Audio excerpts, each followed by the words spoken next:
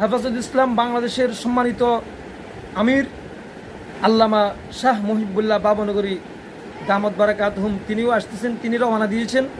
ইতিমধ্যে আমার সাথে কথা হয়েছে, মোবাইলে যোগাযোগ হয়েছে, তিনি আসতেছেন আলহামদুলিল্লাহ।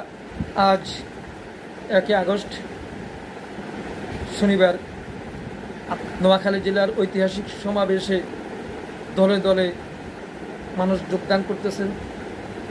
পুরা বাংলাদেশের গ্রহণযোগ্য ওলামা ইকরাম, শীর্ষস্থানীয় ওলামা ইকরাম, বড় বড় ওলামা ইকরাম সেখানে উপস্থিত হচ্ছেন।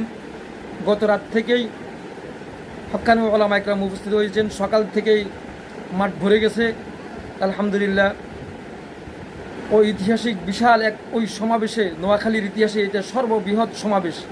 এই সমাবেশে দেশের শীর্ষস্থানীয় ওলামা ইকরাম সবাই একত্রিত হচ্ছেন।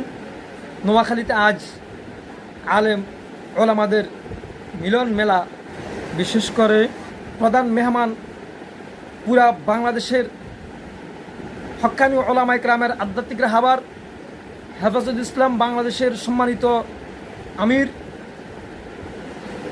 জামিয়া আজিজুল উলুম বাবুনগর মাদ্রাসার সম্মানিত পরিচালক শাইখুল হাদিস আল্লামা শাহ মুহিবুল্লাহ বাবনগরী দামত বারাকাতুহুম তিনিও আসতেছেন, তিনি রওনা দিয়েছেন।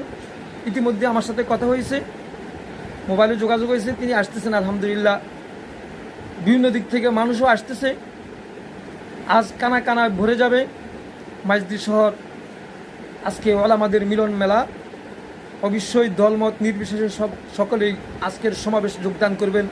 নোয়াখালীর ইতিহাসের এটা সর্ববৃহৎ সমাবেশ, একটা আলোড়ন সৃষ্টিকারী সমাবেশ হতে যাচ্ছে। ইনশাল্লাহ দলে দলে যোগ দিন, সফল করুন।